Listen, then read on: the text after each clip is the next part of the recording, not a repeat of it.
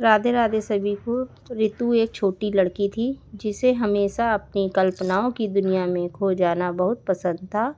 हर दिन वह अपने घर के पास वाले पार्क में जाती और पेड़ों, फूलों और पक्षियों को ध्यान से देखती। उसे लगता था कि हर चीज़ के पीछे कोई कहानी छुपी होती है। एक दिन रितु पार्क में घूमते घूमते एक पुराना धूल भरा बक्सा देखी। बक्से पर लिखा था जादू की दुनिया। बक्से की तरह कुछ और भी अजीब और चमकदार लग रहा था।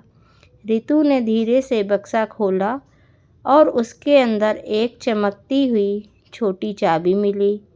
जैसे ही उसने चाबी घुमाई, अचानक सामने एक चमकदार पोर्टल खुल गया। उसकी आंखें खुली की खुली रह गई। रितु ने हिम्मत जुटाई और पोर्टल के अंदर कदम रखा। वहाँ सब कुछ रंग बिरंगा, चमकदार और जादुई था। पेड़ बोल रहे थे, फूल गा रहे थे और छोटे छोटे जानवर हंस रहे थे। रितु इस अद्भुत दुनिया को देखकर हैरान रह गई। तभी एक छोटा और प्यारा यूनिकॉर्न उसके पास आया। तुम कौन हो और यहाँ कैसे आ गई? यूनिकॉर्न ने पूछा। मैं रितु हूँ। मैं बस देखना चाहती थी कि ये दुनिया कैसी है। रितु ने जवाब दिया। ठीक है, मैं तुम्हें इस जादू की दुनिया के राज दिखाऊंगा। यूनिकॉर्न बोला। उसने खुद को पीहू कहा। पीहू और रितु ने साथ में जादू की दुनिया के कोने कोने की सैर की। इस जगह नए प्राणी थे, हर जगह नई चीज़ें थी और सब कुछ जीवंत लग रहा था। लेकिन जल्द ही रितु और पीहू को पता चला कि इस जादू की दुनिया में खतरा भी था। एक बुरा जादूगर जिसका नाम कालो था, इस दुनिया के सारे रंग और खुशियाँ चुराने की योजना बना रहा था। रितु डर गई, लेकिन उसने हिम्मत दिखाई।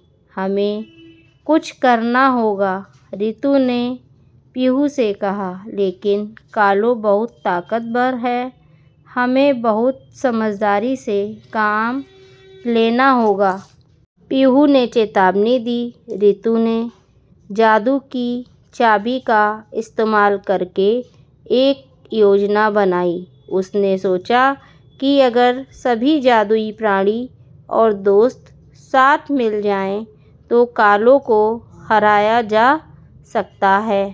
रितु ने अपने नए दोस्तों के साथ मिलकर कालो का सामना किया। कुछ मुश्किलें आईं, कुछ मज़ेदार और डरावनी घटनाएं भी हुईं, लेकिन रितु ने हिम्मत नहीं खोई। उसने और उसके दोस्तों ने समझदारी और बहादुरी से कालो को हराया। जैसे ही कालो हार गया, जादू की दुनिया फिर से रंग बिरंगी और खुशहाल हो गई। रितु को यह देखकर बहुत खुशी हुई। उसने जाना कि टीम वर्क, हिम्मत और समझदारी से कोई भी मुश्किल हल की जा सकती है। और जब रितु घर लौटी, उसने अपने अनुभव को याद किया और डायरी में लिखा। उसने सोचा कि अगर जादू की दुनिया में उसने खुशियाँ और दोस्ती फैलाई, तो अपने असली दुनिया में भी वह यह कर सकती है।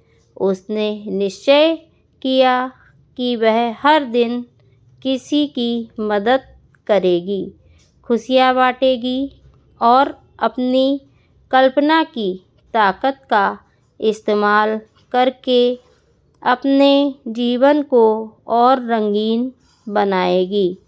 रितु अब सिर्फ कल्पनाओं में नहीं, बल्कि अपनी असली दुनिया में भी खुशियाँ और जादू फैलाने लगी। वह जान गई थी कि असली जादू दिल से आता है, हिम्मत और दोस्ती से आता है।